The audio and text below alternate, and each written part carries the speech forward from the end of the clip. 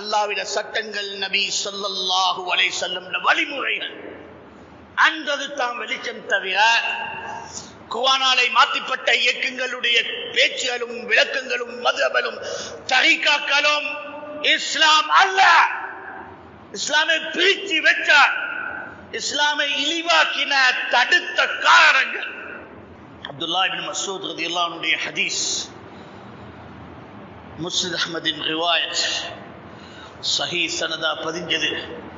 خط رسول الله صلى الله عليه وسلم خطا مستقيما وخط على جانبه اليمين خطوطا وعلى جانبه اليسار خطوطا وقرأ قوله سبحانه وتعالى وأن هذا صراطي مستقيما فاتبعوا ولا تتبعوا السبل وأن على هذه الطرق الشيطان يدعو إليه.